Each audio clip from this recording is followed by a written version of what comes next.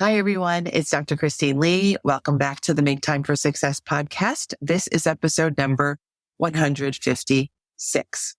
I am really excited to share this episode with you. The topic I decided to focus on for this episode is the topic of how to let go.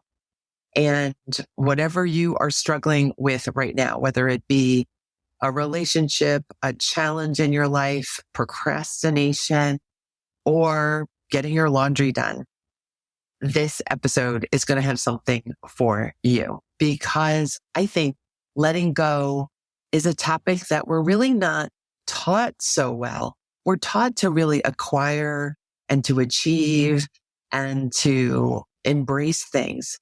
But what about the whole process, and what about the dynamics that are involved in letting things go, letting things be part of our past, letting ourselves be free of certain things? Well, I cover all of these topics and questions inside this episode, and I share a bunch of different strategies that I've used for myself in my own life, in my own procrastination recovery, and also the strategies that I share with my clients, students, and patients, and now you. I was so excited while talking about the topics in this episode that I forgot to mention that I've created a free download for you. It's just a summary of the points in the episode and a transcript of the meditation that I do for you at the end of this episode. It's a meditation about the power of letting go. And I did it so that you can feel like you're really absorbing the information and putting it into practice right away. I hope you enjoy the episode and the download. You can get the download by going to maketimeforsuccesspodcast.com/letting go. Again, to get the download, go to maketimeforsuccesspodcast.com/letting go. Now let's go.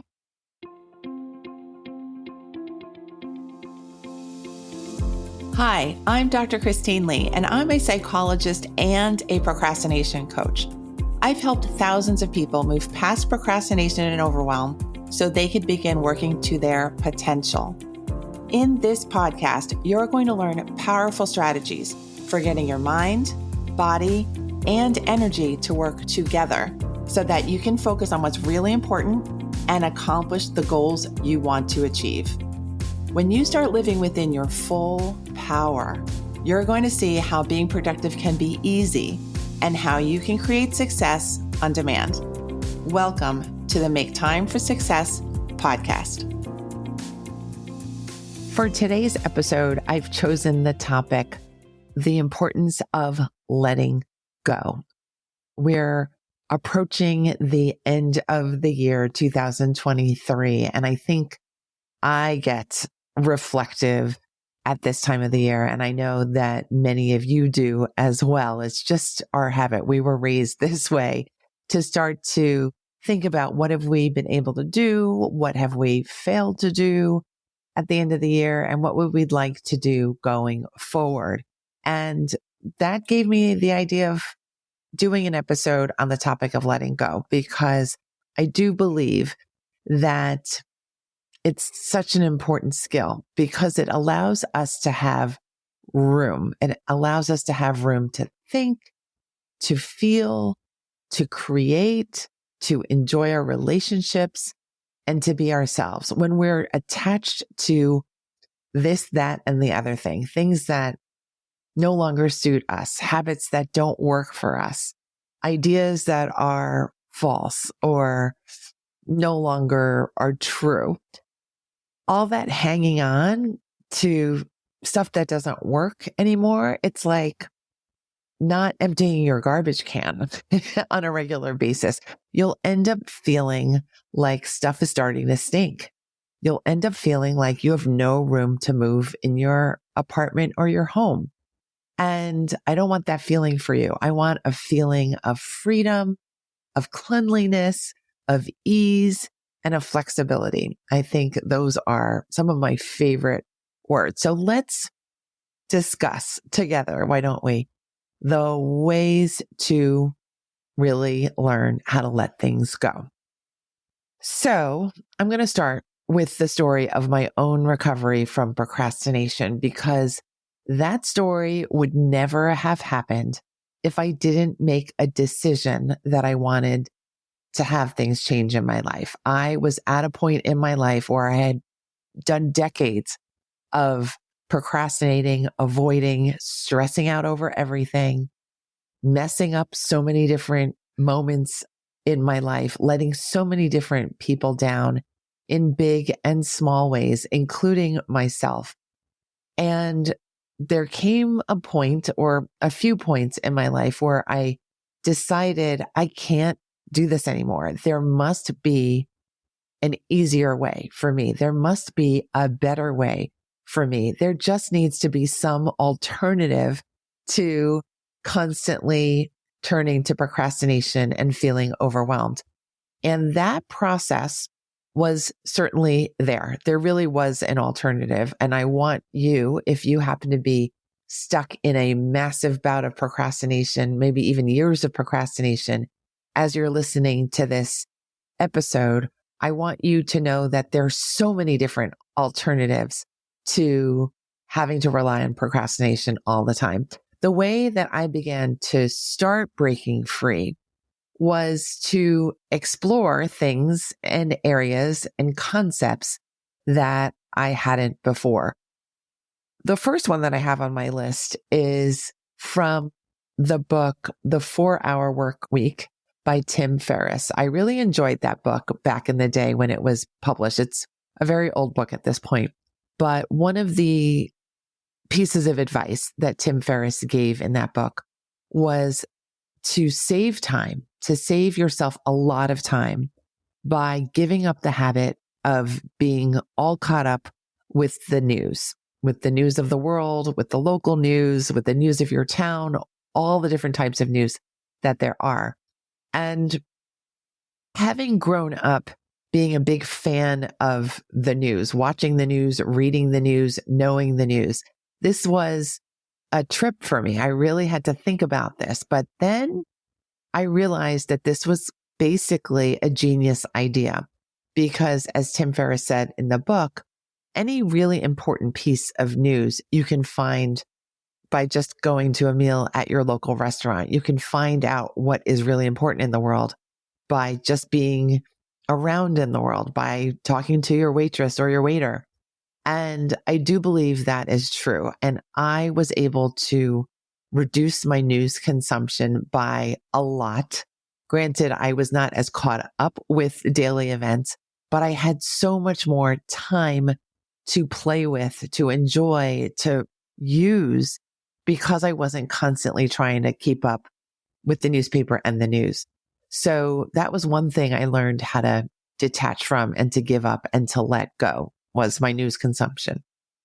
The second thing that's on my list of things that I learned to let go was errands. I think I was just born in a time when errands seemed to mean that you're a busy person, that you have things to do, that you have places to be, right?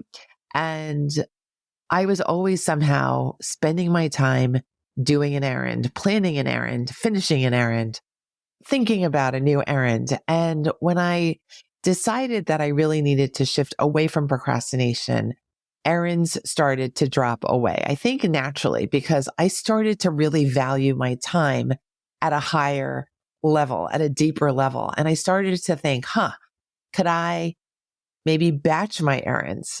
I think I might have learned that from Tim Ferriss's book as well. Could I batch my errands? Could I decide this errand doesn't even need to be done? I could just do without that run to the stationery store to just browse around. And lo and behold, I really survived. And as with the other things on the list that I have for you about things that I let go, I decided and I learned from letting go of all these things that I could survive without any of it, that we actually don't need the news to survive. We don't need errands to feel fulfilled. You get my message, and I'll just move on. But the second thing was giving up errands. The third item on the list was overthinking. It's not really an item. It was really a practice. Overthinking, I think, is just an outgrowth of a habit of procrastination. When you're procrastinating, you have all the time in the world to think because you're not ever taking action. That's basically the definition of procrastination. You are not taking action. And so what happens? You start thinking about everything. You start thinking about your options. You start thinking about how you messed up. You start thinking about how much time you've wasted. And I just decided instead of doing all of that kind of chaotic overthinking, I was going to take action. I was going to take small action, but I was going to use my time to be effective instead of to be reflective all the time. And you know what? Action brings excitement. Action brings learning. Action brings results. Action brings greater health because you're not sitting in your chair or lying in your bed all the time. You're actually getting out, breathing the air, affecting the world, and interacting with your own life. And so I gave up overthinking. And nowadays, I think when I find myself overthinking, I catch myself because I know that overthinking means I'm wasting some time. I'm wasting my time. I'm likely wasting somebody else's time. And I don't like to waste time anymore. So I've done away with overthinking. I'd rather make a mistake than waste time because I think wasting time is just a huge mistake now that I know how to value my time.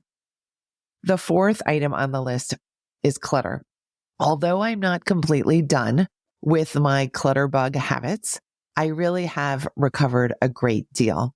And letting go of clutter was, I think, also a big piece of learning that I had to go through. I started in my closet, my clothes closet, and I decided, you know what? This place needs to be much more organized. There needs to be much less stuff. There needs to be clothes that I like in here. And I need to have this area of my life be just more sane. And I was able to do that relatively quickly. If you've ever really focused on tidying your clothes closet, you know what I mean. It doesn't take all that long. It can feel overwhelming, but it actually isn't all that overwhelming when you get down to it. And what I learned from that is that I don't have to be attached to my clothes. Clothes are just clothes. They're meant to support us. We don't have to get stuck or be overwhelmed by the amount or type of clothes that we have. We can decide, you know what? I'm going to shape my clothes collection so that it serves me, so that I can look great in the morning, but I don't have to spend all morning figuring out how to look great in the morning. And again, that was just a really fun thing for me to begin letting go. And of course, that one space of the closet was an example to me of how reducing what you own will eventually lead to greater clarity and freedom and flexibility for you. And so that was point one of a long journey of me learning that, less is more. The fifth item on my list of things that I learned to let go of is self-criticism. Again, not a thing, but something so powerful in a person's life. When we are living with a constant stream of self-criticism, when your internal dialogue is really just all negative, all harsh, all self-berating, it can take a lot of time and it can really drag you down and it can really make you feel like it's not worth moving forward. What's the use of moving forward if you're such a loser? And I just decided that I wanted to side with the part of me that was real, the part of me that likes myself, the part of me that likes to be happy, the part of me that wants to feel happy. And you know what? That part of me, it turns out, is huge. It's really all of me. That self-critical part was a part that I had learned. It was a part that I had adopted as a way of motivating myself when I didn't know how to motivate myself with positive, kind words.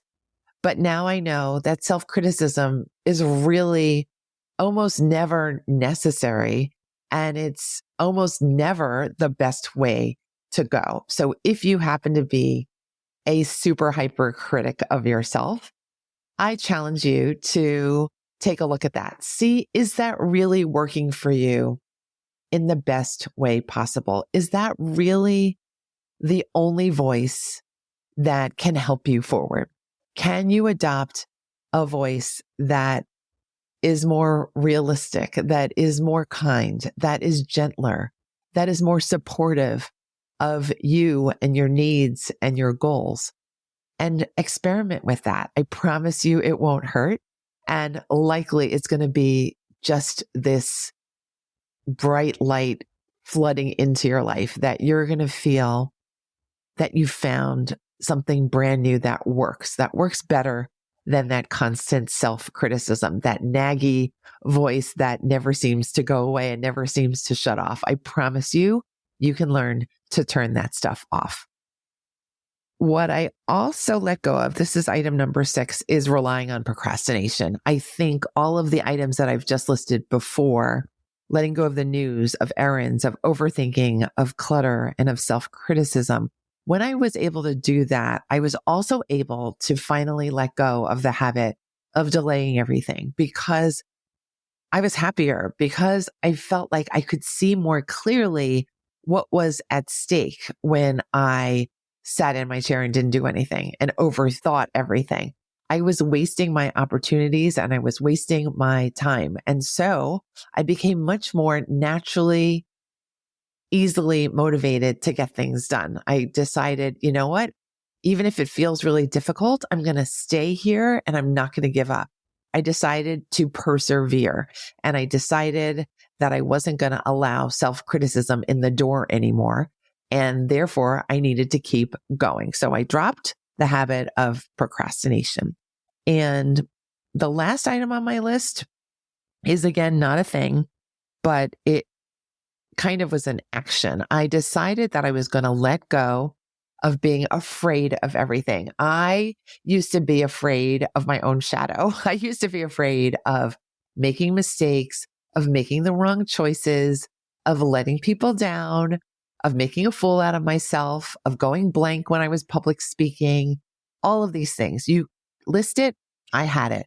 And really, in the end, I just had it. I was done feeling terrified all the time. I was done feeling like there was no option for me except to be worried about who was going to yell at me next. I just really had to see the world for how it really is. It's actually a world filled with people who are more focused on themselves than they are on me, and people who are also trying to do their very best and avoid criticism and being yelled at. And so I realized, I think maybe in some ways very strongly from doing the work that I have done as a psychologist with my clients, I saw that there is no use to being afraid all the time. There is no use to imagining these people coming to punish you, because they're not.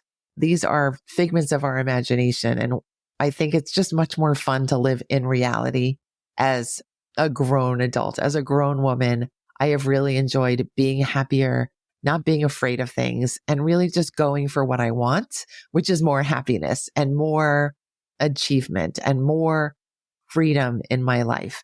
And it really works that way. When you give up the things that you feel like you can't give up, you learn that you get your freedom that way. You get your freedom by being more detached, by knowing that you can survive most anything and that you will be just fine. So once I did this whole process of letting go of all these layers, of all these behaviors, of all these ideas and feelings, I started to feel like I could do anything.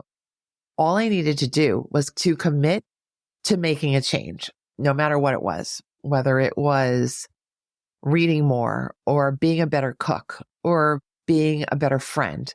All of those things were just decisions that I had to commit to and decide were important to me. And then that set the stage for me learning how to do those things, learning how to be better in those arenas. And the same options exist for you, even if you're currently a massive procrastinator, because those possibilities are the same for you. You can grow in any direction that you desire. But again, you have to make that choice and you have to make that commitment. And probably the procrastination is going to have to go by the wayside too. So now that I've recovered, for the most part, the clutter, the overthinking, the procrastination, now I get to teach other people like you how to let go too. And I'm going to share with you now some strategies that I teach directly to my clients when they come to me for help with these kinds of issues. The first one is we have to remember that nothing is all that critical or important. We go about the day being very dramatic sometimes, like, oh my God, this is the last time that we'll do this, or oh my God, this project is so important and everyone's relying on me. And really that drama can be fun and entertaining and enlivening and maybe stimulating to you, but it's also drama because in the end, it's a project. In the end, it's a thing that you do today. In the end, it's a thing that you're going to forget about a month from now and it will be a distant memory. So remember not to over dramatize things, especially when you're wanting to make changes in your life, because when we dramatize things, we feel like we have to be more attached. And so again, the idea is to be less attached and more free. The second strategy that I use is I help people to stop focusing on themselves so much. When we decide the world is looking at us, when we decide that the world is hinging on our every move, things start to feel really heavy and impossible and scary and daunting and aversive. And I don't want you to feel that way anymore about the things in your life that you can do. I want you to feel like you're attracted to your next project. I want you to feel like you're excited about exploring a new hobby or a new relationship or a new job or a new food, whatever you're about to explore. I want you to decide that nothing's that critical and that you can make mistakes. You can experiment, that that's part of living, that you don't have to be perfect and you don't have to suffer under the burden of needing to be perfect anymore. So stop over focusing on yourself and your perfectionism and decide that you can have more fun and expand your horizons and expand your boundaries and comfort zone right away. The third thing that I teach as a strategy is that you can decide that from now on, that when you face a challenge, it's not something to be afraid of. It's actually something that will make you grow in deeper and more meaningful ways. That when we run from things that feel challenging, we actually are depriving ourselves of a real opportunity to look at ourselves in a real way, to really dig deep and find out what we're made from, what we're made of, and what we can do that we haven't been able to do before. I know this from so many different challenges that I've willingly faced and unwillingly faced, but I do know in hindsight that it is those challenges that have made me who I am. The fourth strategy that I like to teach my clients is that we can decide to lean towards the positive. Instead of being a radar that's always on for the what ifs and the catastrophes that we can think of and imagine in our active minds, I think it's just easier and more fun and more productive and fruitful when we decide to lean in the other direction, when we decide to lean towards what we want to achieve, what we want to create, what we want to have happen, instead of being afraid and cowering and trembling in fear and being split apart from what we really want. I think it's just a lot easier to be aligned with what we really want. We want to really have our focus be trained on the future self that we want to be and become, the future life that we want to build and enjoy, I think that's what's motivating. I think that's what's exciting. And that's what's protecting us from all that self-criticism and worry and all the mistakes. Because when you're aligned with your goals and with your true self, things tend to just roll better. You start to feel more in flow. Things start to appear in your life. People start to appear in your life who can help you along the way because you're more open when you're more aligned. And I think I have 3 more strategies. So number 5 is think about the things that you're facing like clutter. If they are feeling like clutter, it is okay to decide for yourself that you want to make more room in your life. So if you're feeling overwhelmed, decide for yourself, I'm going to cancel this meeting. I'm going to postpone this meeting. I'm going to delegate this meeting to someone else because you are allowed to have rest. You are allowed to create more room in your mind, in your heart, and in your life and in your space when you need it. When you don't pay attention to that need for space and rest and time, oftentimes negative things happen. Things like we fall ill, things like we start making mistakes that didn't need to happen. We start letting ourselves down. We start neglecting our exercise and our good eating habits. Those kinds of things happen. So the strategy for learning how to let go of things that you don't want in your life anymore requires you to be attuned to when you need more time for yourself. Basically, this strategy is to prioritize your self-care. Prioritize taking care of yourself, even if it is an inconvenience to someone else, because so often we lose our self-care when we over-prioritize the needs of others over our own needs. Strategy number 6 is that we can decide that stress is not our friend. I think I myself grew up thinking stress is just a part of life. It's something that we have to deal with and it never goes away. And that's because I was procrastinating all the time and because I used to worry about everything. And of course, stress was my constant companion. Now I feel that I have a life that is pretty stress less. It is not stress free, but I don't think any life really is because we have complicated lives and things happen in our lives. That is all okay. What I don't have in my life anymore is the habit of purposefully generating stress. That is what I've let go of. I have decided I am not going to create drama anymore because drama takes up a lot of my energy and time. And I'd rather save that energy and time for me and my loved ones and the things that I love to do. And even the things I don't like to do. It just gives me more time and energy to take care of myself and my life.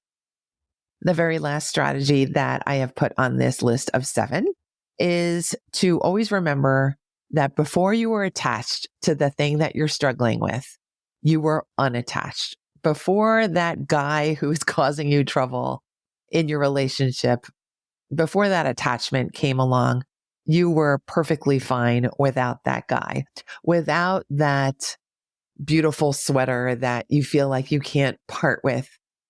Before you were attached to that, you didn't even know that sweater existed. You get where I'm going with this, that we develop attachments, but they're not primary. Our primary state is that we're free, that we are unencumbered. So when you feel like you're chained and stressed out and burdened, take a look at what item, maybe an item of clothing, maybe a person, maybe an event or a situation is causing you to feel stressed. Decide to look at that and challenge all the things that I've taught you in this episode. Challenge whether you need to be attached to that thing.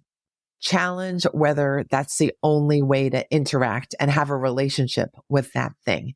Challenge the idea that stress has to be your constant companion. And I'll bet you'll find that you have great creative responses to those challenges. You can find other ways of being. You don't have to be stuck. You don't have to be overwhelmed. Your closets don't have to be overflowing with stuff that doesn't fit you anymore. I promise you, all that stuff can change.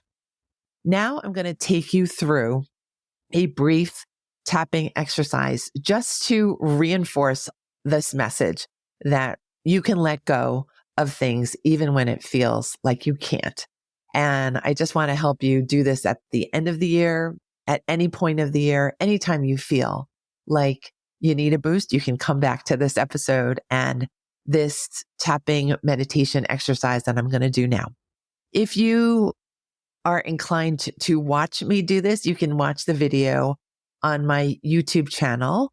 Just look up Make Time for Success and you can find this video and watch it as I'm speaking, because I will be tapping different parts of my upper torso as I'm speaking. So feel free to follow along either on YouTube or wherever you're listening to this podcast episode. All you need to do is just follow my behaviors if you're watching the video, and or repeat after me. Repeat the words that I say so that you really absorb the energy of being able to let go and the energy of being able to change your life for the better just because you've decided you want to.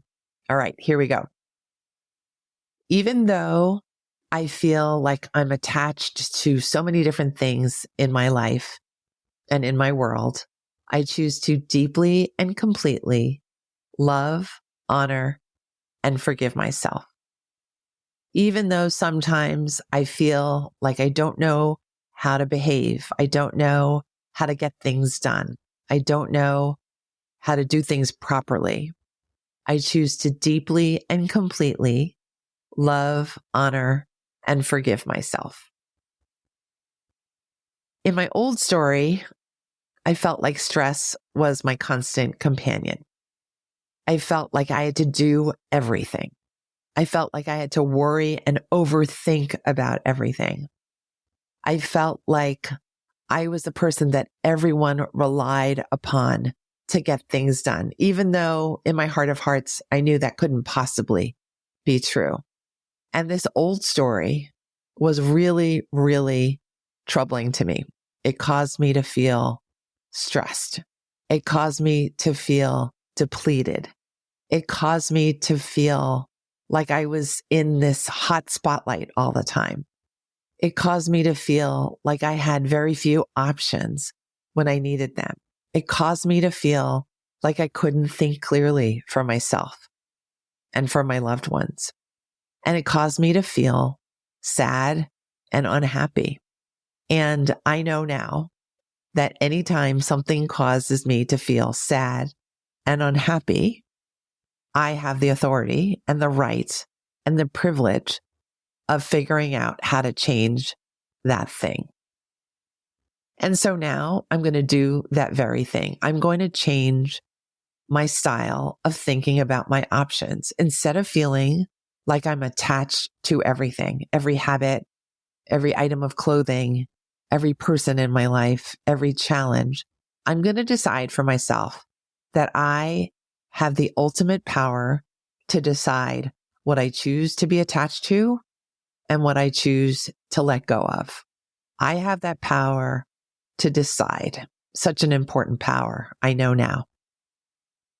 And my new story is going to involve a lot more lightness. Instead of stress, I'm going to bring in light. I'm going to feel light. I'm going to aim for being lighter.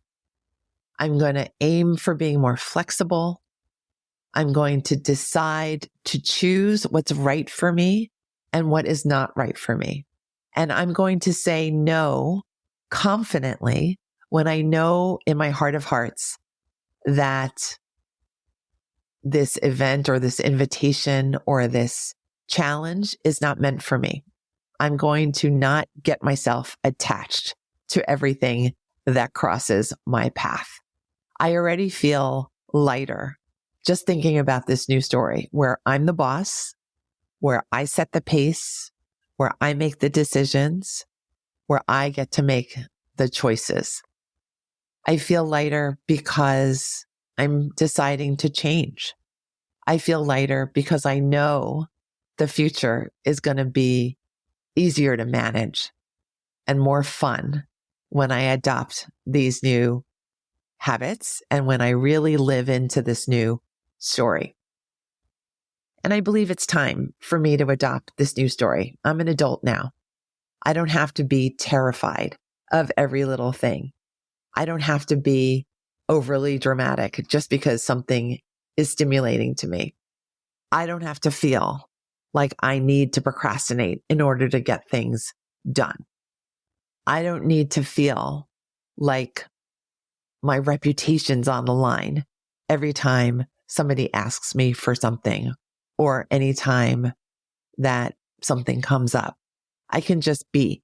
I can just do my best. And I can know that that is good enough. That is perfect. That's actually the perfect that I've been looking for. I was just going about it in the wrong way when I was trying to be perfectionistic. And so I'm going to embrace this new story with joy, with gratitude, and with ease. And I'm looking forward to all that I will learn about myself as I stick to this new story. And I choose my best path. And I let go of what's not necessary. And I embrace what I wish for in my life. And in all of this, I choose to deeply and completely love, honor, and accept myself. Thanks for joining me in that tapping meditation. I invite you now to take 3 deep breaths while having your eyes closed, just to cleanse your whole system.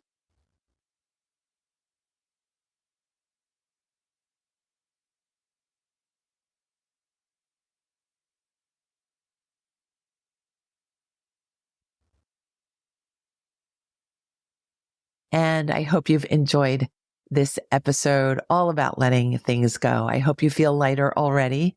I hope you have lots of different burgeoning plans for how you can implement the process of letting things go now at the end of 2023 and moving forward into the bright year of 2024. Thanks so much for listening to me and this podcast and for helping yourself to be brighter, shine brighter, live brighter. All right. I'll see you next week. Have a great one. Bye.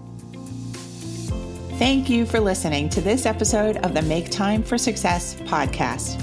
If you enjoyed what you've heard, you can subscribe to make sure you get notified of upcoming episodes. You can also visit our website, maketimeforsuccesspodcast.com, for past episodes, show notes, and all the resources we mentioned on the show. Feel free to connect with me over on Instagram too. You can find me there under the name Procrastination Coach. Send me a DM and let me know what your thoughts are about the episodes you've been listening to. And let me know any topics that you might like me to talk about on the show. I'd love to hear all about how you're making time for success. Talk to you soon.